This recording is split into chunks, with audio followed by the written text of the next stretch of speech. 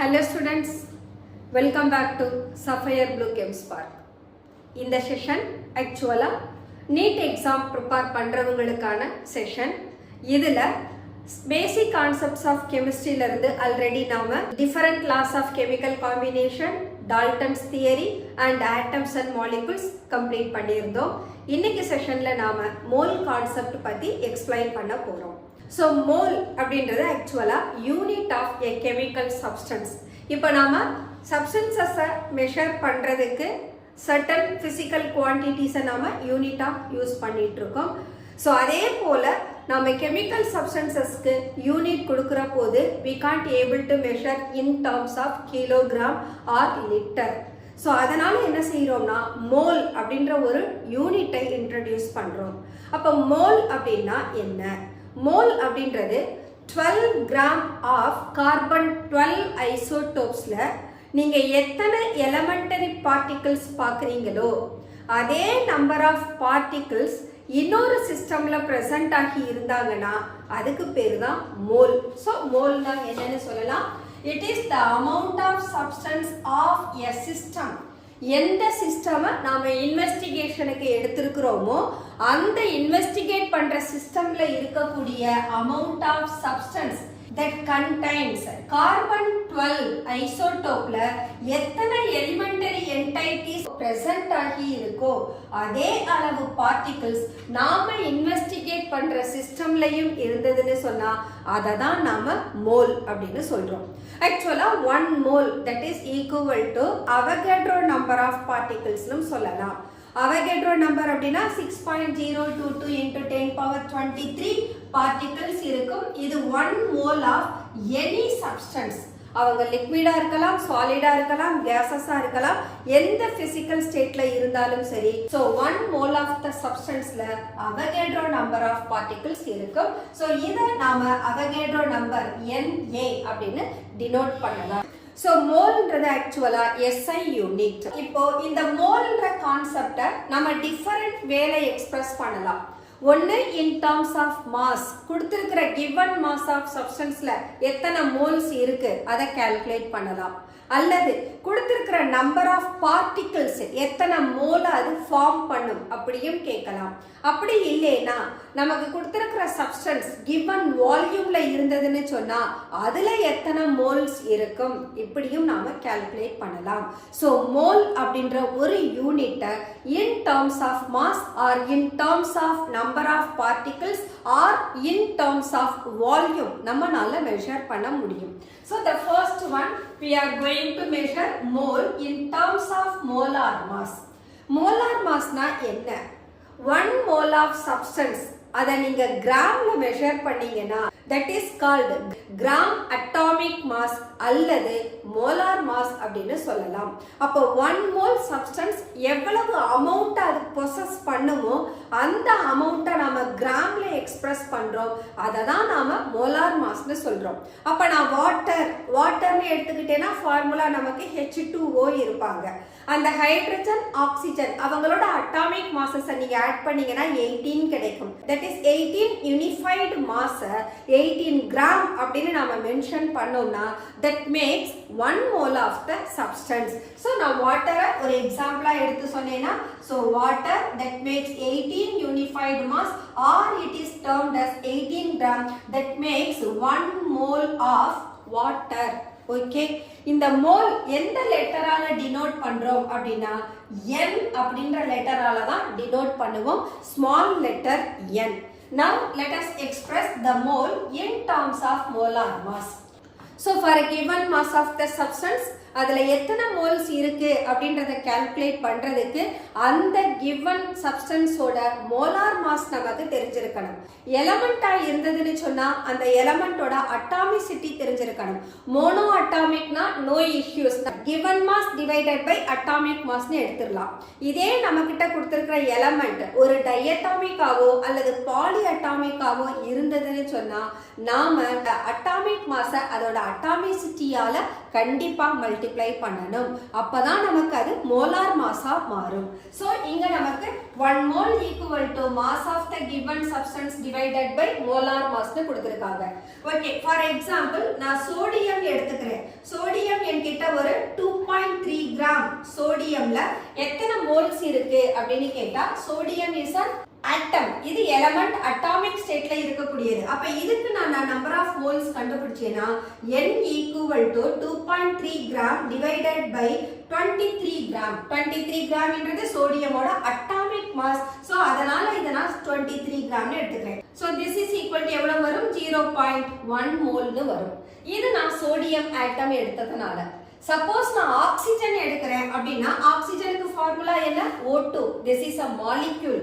அப்ப மாலிக்யூல்ன்ற போது இந்த ஆக்சிஜனோட அட்டாமிக் வெயிட்டை நான் யாரால மல்டிப்ளை பண்ணணும்? அவங்களோட அட்டாமிசிட்டியால மல்டிப்ளை பண்ணணும். அப்ப 2 into 16 எடுத்தாதான் எனக்கு 32 கிடைக்கும். அப்ப 32 gram of oxygen that makes 1 mole of oxygen molecule. இததான் நாம என்ன சொல்றோம்? ஒரு எலமெண்டா கொடுத்தாங்கன்னா அந்த எலமெண்டோட அட்டாமிசிட்டி பார்க்கணும். மோனோ அட்டாமிக் அப்படின்னா அதனுடைய அட்டாமிக் மாஸே அதனுடைய மோலார் மாஸா பிஹேவ் பண்ணும். அதே சமயம் நமக்கு டைஅட்டாமிக் பாலிஅட்டாமிக்கா இருந்தாங்கன்னா அதனுடைய அட்டாமிக் மாஸை அட்டாமிசிட்டியால மல்டிப்ளை பண்ணாதான் நமக்கு இந்த மோலார் மாஸ் கிடைக்கும். சோ அதுல இருந்து we can able to calculate what is the number of mole present in given mass of the substance. அதை கண்டுபிடிச்சிடலாம்.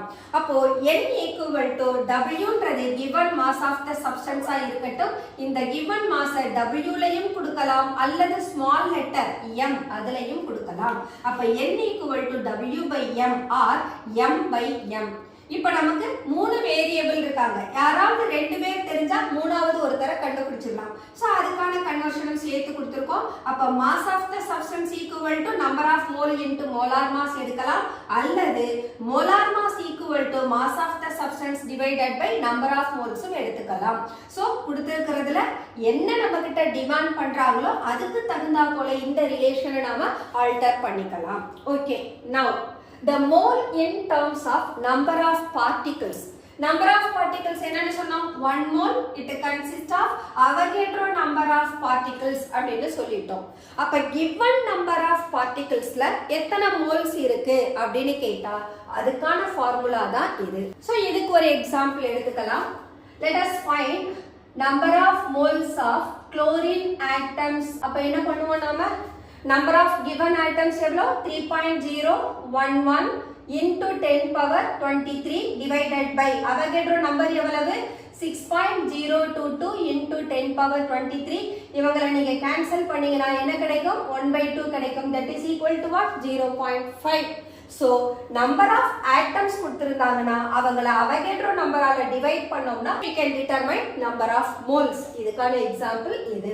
அப்போ Avogadro நம்பரை கால்குலேட் பண்ணனும் from the given number of atoms and mole அப்படினா Avogadro number equal to number of atoms or particles divided by number of moles வந்துரும்.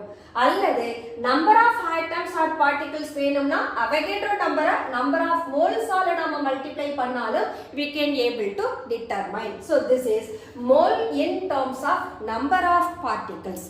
Next, mole in terms of molar volume. Molar volume na என்ன?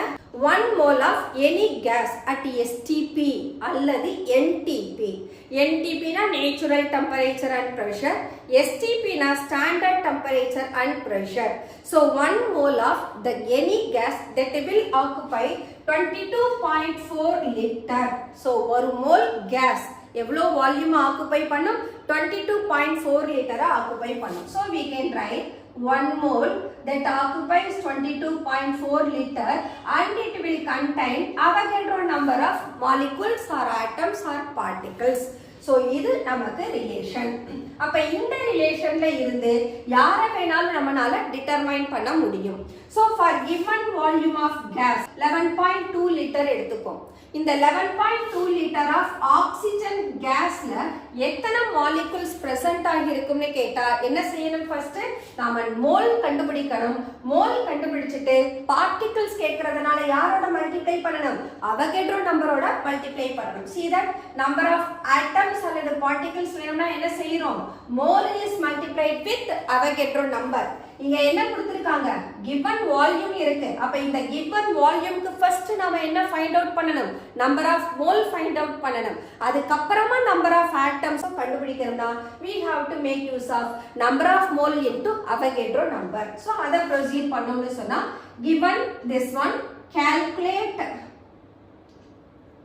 number of particles அப்படினு கேட்டாங்கனா we should find mole equal to 11.2 this is given volume and 1 mole of that oxygen will occupy 22.4 liter so this makes 0.5 mole but nama calculate பண்ண வேண்டியது number of particle therefore number of particle is equal to 0.5 into Avogadro number that we can find out okay liter la irundadna we are making use of 22.4 liter suppose in the given volume நமக்கு ml ல கொடுத்திருந்தாங்கன்னு சொன்னா then we have to take 22400 ml அப்படினு எடுத்துக்கணும் okay so இங்க நாம consider பண்றது gases இந்த gases ஓட molar volume தான் நாம 22.4 லிட்டர்னு சொல்றோம் usually gases they will obey ideal gas equation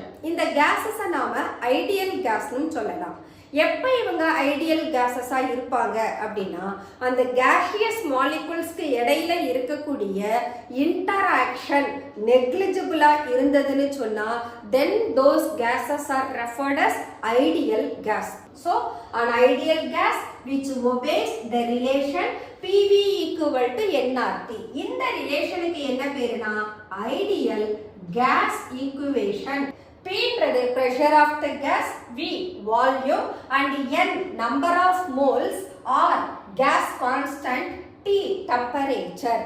Pressure in atmosphere ஆகும் temperature Kelvin லையும் volume and liter லையும் எடுத்துக்கிட்டேனா then R value என்னவா இருக்கும் 0.082 liter atmosphere per Kelvin per mole அப்படினு கிடைக்கும் சோ இத நம்ம கண்டுபிடிக்கிறது ஈஸி because R தான் கண்டுபிடிக்க போறோம் அப்ப R equal to PV by NT னு வந்துரும் சோ அப்ப பிரஷர் ஓட யூனிட் அட்மாஸ்பியர் வால்யூம் ஓட unit litre divided by NT வருது அப்ப N mole power -1 ஆகும் T Kelvin power -1 ஆகும் so this is what the unit of gas constant when the pressure and volume are taken in terms of liter and atmosphere இந்த PV equal to nRT அப்படின்ற ideal case ஈக்குவேஷனை number of மோல்ஸுக்கும் வால்யூமுக்கும் இடையில இருக்கக்கூடிய ரிலேஷனுக்காக எடுத்துக்கலாம் suppose நான் PV equal to nRT நான் எப்படி எழுதலாம் PV equal to nRT or இதுல இருந்து V வேணும்னு சொன்னா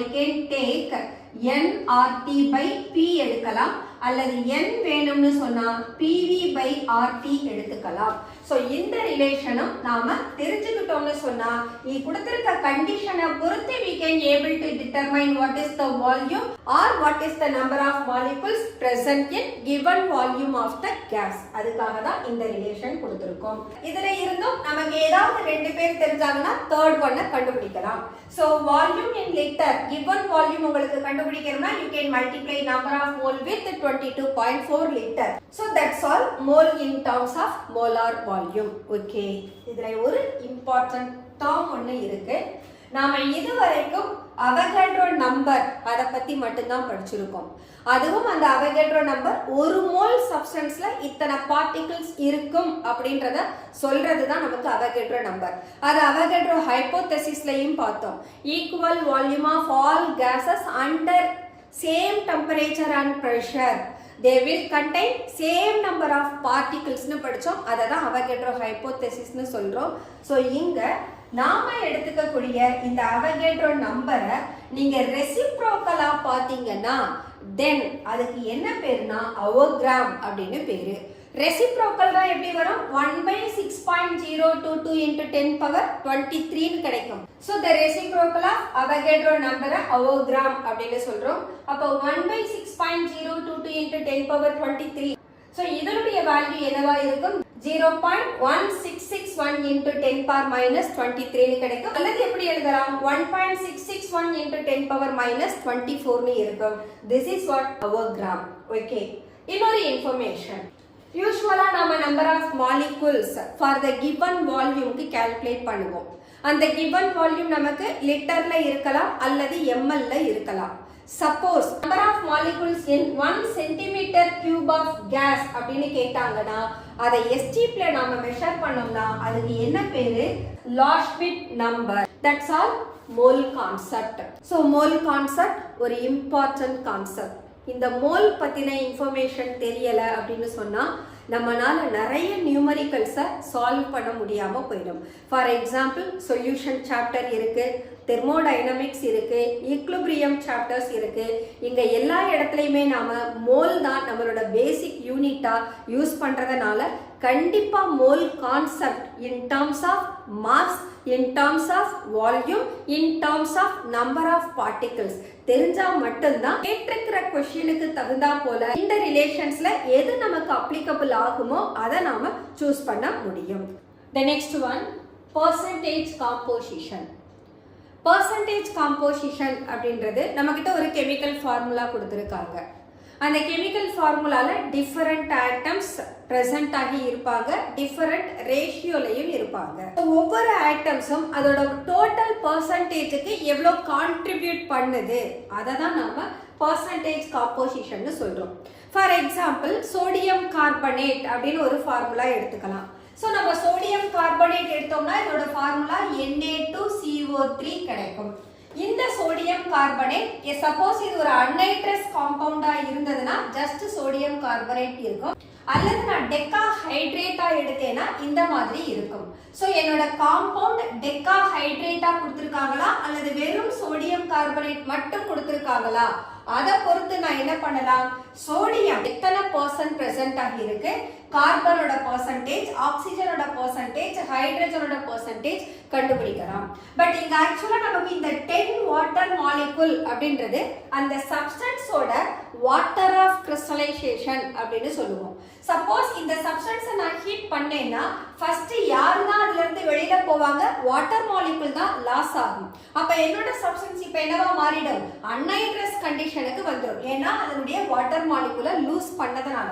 சப்போஸ் இந்த அன்நைட்ரஸ் கண்டிஷன்ல ஒவ்வொரு எலமெண்ட்டும் எத்தனை பர்சன்டேஜ் பிரசன்ட் ஆகி இருக்காங்க அப்படின்றத கண்டுபிடிக்கிறதுக்கு ஃபர்ஸ்ட் திங் இவங்களோட மோலார் மாஸை நாம கண்டுபிடிக்கணும். மோலார் மாஸ் கண்டுபிடிக்கிறோம்னா நம்ம 2 into sodium 23, carbon 12, oxygen 3 into 16 இவங்க எல்லாரையும் நீங்க ஆட் பண்ணீங்கன்னா உங்களுக்கு 106 கிடைக்கும். ஸோ இந்த 106 கிராம் இதுதான் சோடியம் கார்பனேட்டோட மோலார் மாஸா இருக்கும். இந்த 106 கிராம்ல சோடியம் எவ்வளவு பிரசன்ட் ஆகி இருக்கு, 2 into 23 அளவு பிரசன்ட் ஆயிருக்கு. அப்ப 46 divided by 106 into 100 எடுத்தேனா அது the percentage of sodium present in 106 gram of sodium carbonate. Similarly carbon எவ்வளவுதான் பிரசன்ட் ஆயிருக்கு, அதோட மாஸ் எவ்வளவு, 12 கிராம். அப்ப 12 divided by 106 into 100 னு எடுத்தோம்னா that makes the percentage of carbon in sodium carbonate.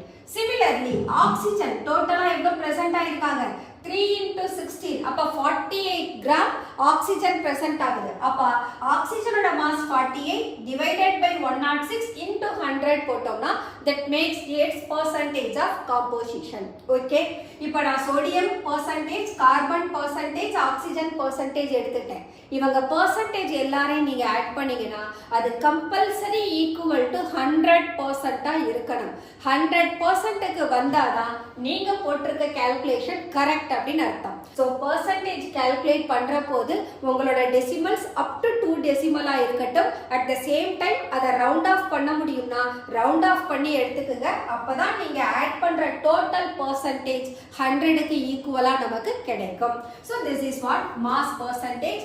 இந்த mass percentage of one element எதுக்கு use ஆகுது அப்படின்னா ஆர்கானிக் கெமிஸ்ட்ரியில some basic concepts of organic chemistry ஒரு சாப்டர் இருக்கு இல்லையா, அதுல நீங்க பாத்தீங்கன்னா detection and estimation of element அப்படின்னு ஒரு கான்செப்ட் இருக்கு.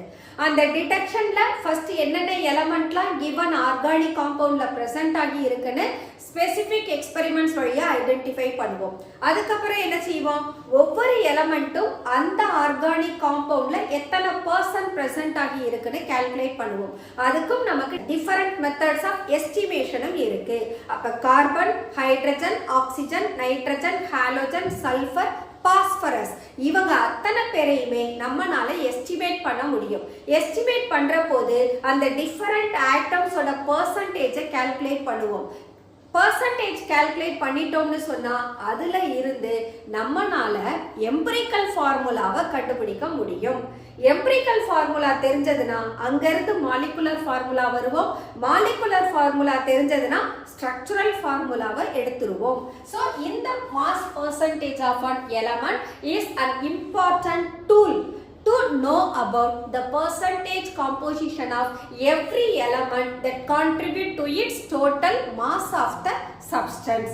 Okay, so இதுக்கு இன்னொரு எக்ஸாம்பிளும் கொடுத்திருக்கேன். கார்பன் டை ஆக்சைடுல கார்பனையும் ஆக்சிஜனையும் எத்தனை பெர்சன்டேஜ் இருக்குன்னு கால்குலேட் பண்றதுக்கு இங்க பாருங்க, டோட்டல் கார்பன் டை ஆக்சைடோட மோலார் மாஸ் நமக்கு என்னவா வரும்? 44 னு வரும். ஏனா 12 plus 32 கிடைக்கும். that is equal to 44 gram னு கிடைச்சிரும். அப்ப இந்த 44 கிராம்ல 12 கிராம் கார்பன், அப்ப 100 க்கு கால்குலேட் பண்ணனும்னா 27.27%. similarly ஆக்சிஜன் பாத்தீங்கன்னா 72.73%. சோ இத நீங்க ஆட் பண்ணுங்க, எக்ஸாக்ட்டா உங்களுக்கு 100% வரும். சோ நாம கண்டுபிடிக்கக்கூடிய every elementோட percentage அத ஆட் பண்ணோம்னா அது 100% க்கு வந்ததுனா நாம போட்டிருக்க கால்குலேஷன் கரெக்ட் அப்படினு அர்த்தம். இந்த percentage compositionல இருந்து டைப்ஸ் ஆஃப் கெமிக்கல் ஃபார்முலா போறோம். So types of chemical formula, ஒரு ஃபார்முலாவை நாம எம்பிரிக்கல் ஃபார்ம்லயும் கொடுக்கலாம், மாலிகுலர் ஃபார்ம்லயும் கொடுக்கலாம், ஸ்ட்ரக்சரல் ஃபார்ம்லயும் கொடுக்கலாம்.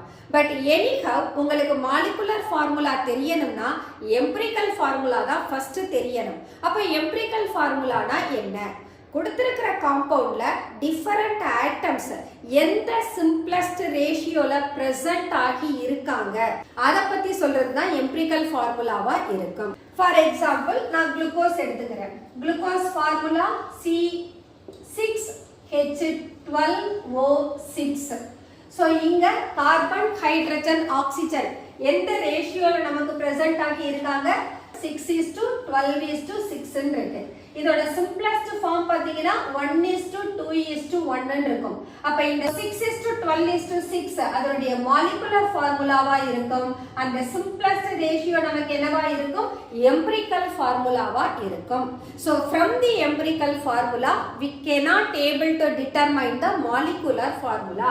அப்ப empirical formulaன்றது just it tells about the simplest ratio of the element only, but it is not an actual molecular formula.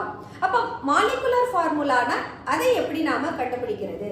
So molecular formula என்ன பண்ணும்னா actual number of atoms of different elements present in the given compound கொடுக்கும். அது என்ன actual number? Carbon 6 times இருக்கு, hydrogen 12 times இருக்கு, oxygen 6 times இருக்குன்னு exact number of atoms சொல்றதனால அத நாம என்னன்னு சொல்றோம்? மாலிகுலர் ஃபார்முலான்னு சொல்றோம். பட் இந்த simplest ratio 1:2:1 it is not only for glucose மட்டும் இருக்கணும்ன்ற அவசியம் இல்ல. ஃபார் எக்ஸாம்பிள் நான் அசெட்டிக் ஆசிட் எடுக்கிறேன். Ascetic acid formula CH3COOH. இப்போ இவங்கள ரேஷியோ பாருங்க 2:2. கார்பன் 2 டைம்ஸ் இருக்காங்க, ஹைட்ரஜன் 4 டைம்ஸ் இருக்காங்க, ஆக்சிஜன் 2 டைம்ஸ் இருக்காங்க. இதோட நான் சிம்பிளஸ்ட் ரேஷியோ எடுத்தேனா 1:2:1 ன்னு இருக்கு. இப்போ பாருங்களேன், எம்பிரிக்கல் ஃபார்முலா இருந்து நம்மளால என்ன செய்ய முடியாது? எக்ஸாக்ட் இவங்க தான் இந்த காம்பவுண்டோட மாலிகுலர் ஃபார்முலான்னு நாம கொடுக்க முடியாது. ஏன்னா எம்பிரிக்கல் ஃபார்முலா 2 டிஃபரண்ட் காம்பவுண்ட்ஸ்க்கு கூட காமனா இருக்கும். அப்ப empirical formula just it conveys the information about the relative ratio of each atom in a given chemical compound. Okay, the next one. இப்போ நமக்கு molecular formula exact number of atoms பத்தி சொல்லிடுச்சு. இந்த molecular ஃபார்முலாக்கு நம்மளால என்ன செய்ய முடியும்? டிஃபரண்ட் ஸ்ட்ரக்சரல் ஃபார்முலா எழுத முடியும். அப்போ ஒரு காம்பவுண்டுக்கு சேம் மாலிகுலர் ஃபார்முலா இருக்கலாம், but we can write different structural formula. அவங்கள என்ன டேர்ம்ல சொல்லுவோம்? ஆக்சுவலா ஐசோமர்ஸ்னு சொல்லுவோம். ஃபார் எக்ஸாம்பிள் C2H6O அப்படின்ற காம்பவுண்டை எடுத்திருக்கேன். இந்த C2H6Oன்றது ஆக்சுவலா எனக்கு மாலிகுலர் ஃபார்முலா. இந்த மாலிகுலர் ஃபார்முலாக்கு என்னால 2 டைப்ஸ் ஆஃப் ஸ்ட்ரக்சர்ஸ் கொடுக்க முடியும். ஒன்னு CH3CH2OH, the other one CH3OCH3. See, we are writing two different structures for a given molecular formula. அப்ப molecular formula தெரிஞ்சாலும் அந்த காம்பவுண்டுக்கு நம்மனால டிஃபரண்ட் ஸ்ட்ரக்சர்ஸ் கொடுக்க முடியும். அப்போ ஒரே molecular formula can have the different structure. அவங்கள நாம ஐசோமர்ஸ்னு சொல்றோம். ஸோ இங்க நாம எடுத்திருக்கிறது ஆல்கஹாலும் ஈத்தரும். அப்போ alcohol and ethers are functional ஐசோமர்ஸ்னு எடுத்துக்கலாம். Okay, these are the different types of chemical formula. Okay, அடுத்து நாம என்ன சொன்னோம்? இந்த மாஸ் பெர்சன்டேஜ்ல இருந்து என்ன கால்குலேட் பண்ணலாம்னு சொன்னோம்? எம்பிரிக்கல் ஃபார்முலாவை கால்குலேட் பண்ண முடியும். எம்பிரிக்கல் ஃபார்முலா கால்குலேட் பண்றதுக்கு ஃபர்ஸ்ட் திங் நாம இங்க மாஸ் பெர்சன்டேஜ் கண்டுபிடிச்சிருக்கோமா? இந்த மாஸ் பெர்சன்டேஜை நீங்க மாஸ் ஆஃப் த பர்టిక్యులர் எலிமெண்டா எடுத்துக்கணும்.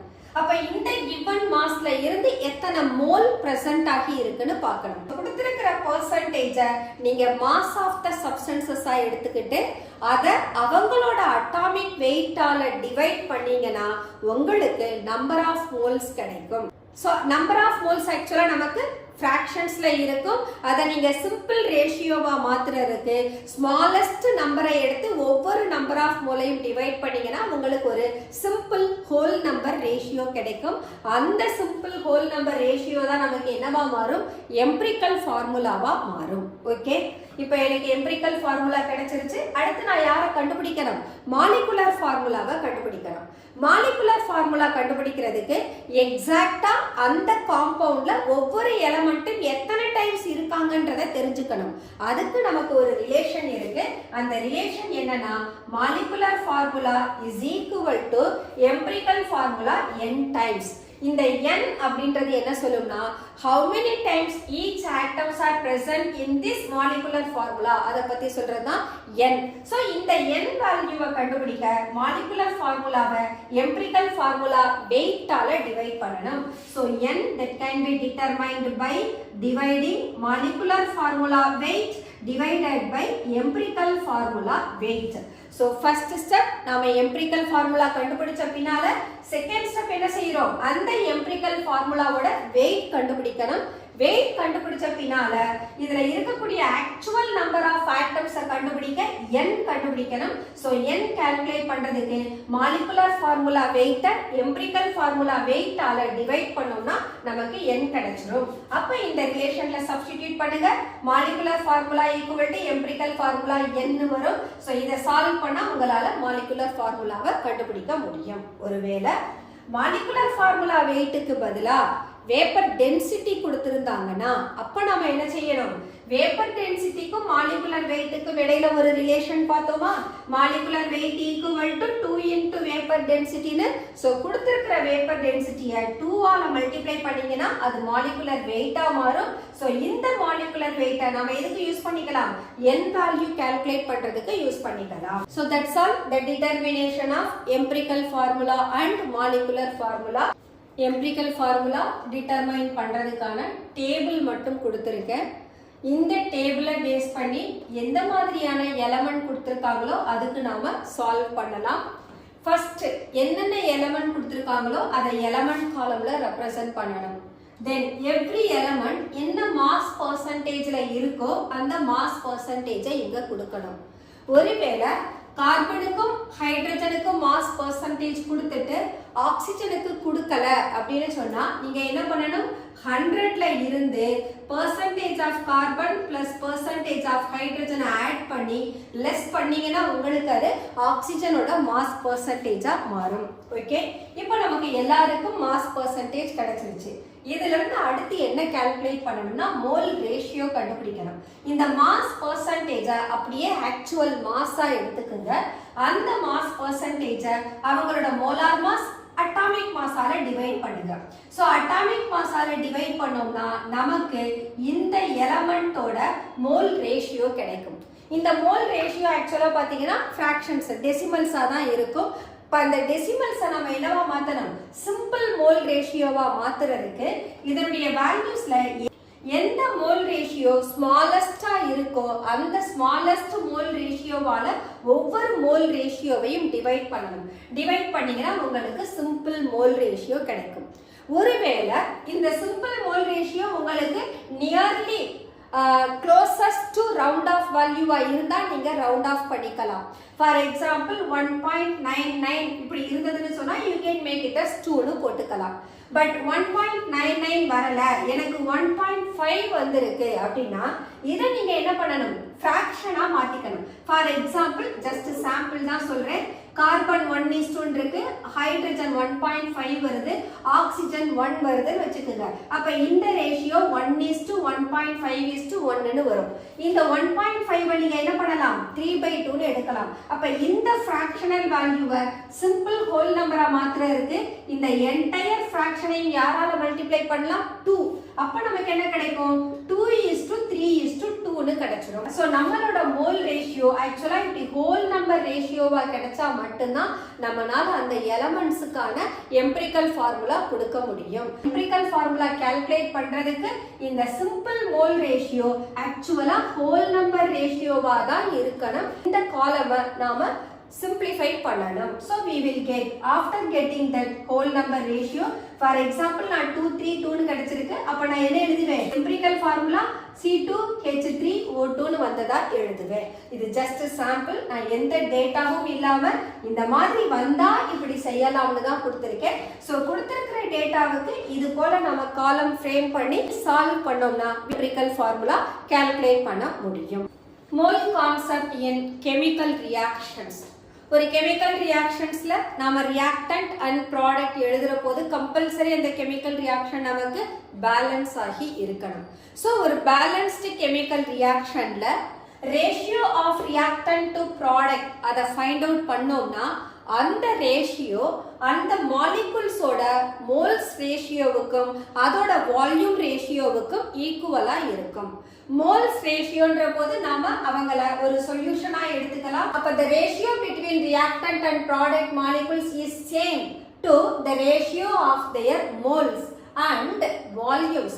gaseous substances இருந்ததுன்னா நாம வால்யூம்ஸ் எடுத்துக்கணும்.